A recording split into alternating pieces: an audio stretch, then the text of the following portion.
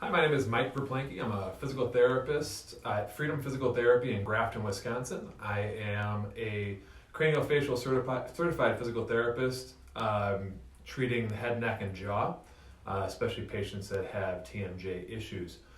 Today I'm doing a live feed video wanted to discuss a lot of jaw tightness and head and neck tightness that a lot of my patients present with. What we will typically see is patients will have bruxism or grinding at night. A lot of times they will already present with some sort of a night splint that they will be wearing, which is good because the purpose of that splint is to help protect the teeth first and foremost, so that we're not wearing down the enamel, wearing down the teeth. The problem is that a lot of patients will continue to brux and grind at night. And that might carry over into the day with increased clenching, especially with heavy concentration, whether they're doing bills or at work at the computer, or if patients are really stressed out just from daily activities, work, and things of that nature. What I really try to talk with my patients about is the rest position of the jaw. At rest, our tongue should be up in the no or never position, just above the incisors, kind of at the palate, the gum line, just like you're going to say the N of no. And our teeth should be apart, a couple of millimeters.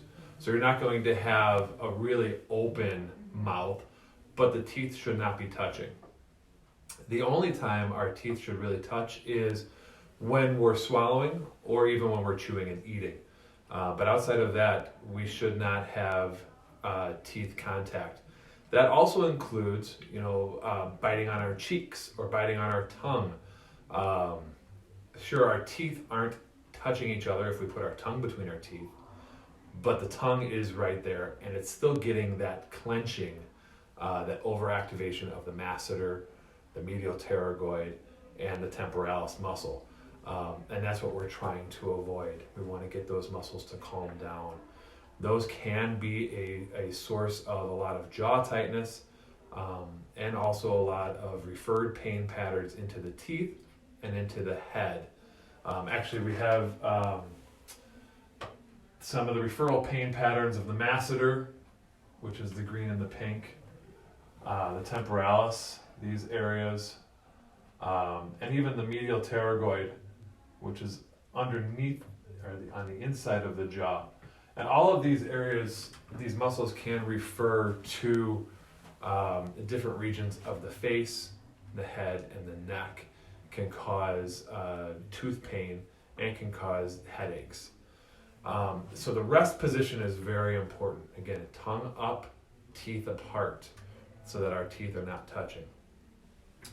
Outside of that, then I start to educate my patients on certain exercises that might be beneficial throughout the day. Really, the first thing, the most important thing is your awareness. It's just like chew on pen caps or chew on your pens or pencils, chew on your cheeks or bite your gums. Just being aware of the fact that you're doing it is half the battle. Increasing that awareness is going to be very important. After that, then once you've kind of realized, oh shoot, I've been clenching this whole time. Perfect, you're aware. Now what are we going to do? What I'll typically have my patients do is take about a 30-second break and say, okay, now you're going to do a little self-massage on those muscles, a reward for being aware.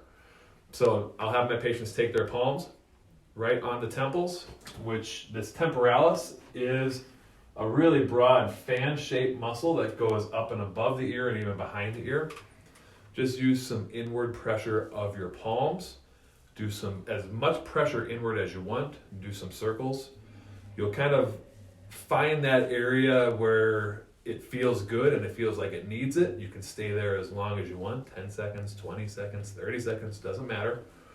Once you've had enough there, I'll tell my patients to bring their palms down into their cheeks and kind of strum in through these muscles. But the key here is As you're pulling down, allow your jaw to open with your force. So I don't want you to clench into it, okay? So as you're pulling and strumming, the jaw should just automatically open. So you're not trying to open against the resistance, and you're not trying to close. You're just letting that jaw relax. Again, about 30 seconds, take a break. Another exercise that I'll have patients do is an exercise called a controlled open, where again, we get the tongue up into that no or never position, and we're just working on opening the jaw to what's comfortable. We're not looking for maximal motion. We're just looking for a motion that is comfortable for you at a pace that's comfortable for you. So not too fast, not too slow, but just nice and steady. So it should look like this. So again, tongue is up, and you're just opening to what's comfortable, usually 10, 15 times, but you can definitely do it more, and you can do it as often as you want to throughout the day. Those are two really good ones just to help alleviate some of the pressure and tension in the head, face, and jaw. When we're dealing with this problem, typically I will find some tightness in the suboccipital region, or the region just below the base of the skull and in our upper cervical spine. A lot of times this can be because of posture, whether we're sitting at a computer and our head is forward, or we're on our phones. We get a lot of tightness in this area, which can cause some compression of nerve tissue, as well as blood vessels and muscles. So we want to try to free this area up and liberate it. One thing that we can do, a cervical liberation exercise, is just interlocking our hands right under the base of the skull to kind of lock in that cervical spine. And then what we're trying to do is a head nod, just nice easy nod, where we're basically pretend like a string is trying to pull you up while you're nodding your head. So we're locking here and we're nodding right there. So again, trying to free this region up, release some of the tension in the tissues and in the muscles in that area. This can also be done against a wall, which I will do against this picture right here, but head against the wall and head stays against the wall, and all you're going to do is nod. So we're not, again, looking for a maximal nod. You're not trying to go as far as you can. We're only looking for about 10 or 15 degrees so that we feel the stretch right in the base of the skull, upper cervical spine, upper neck region, right in through here.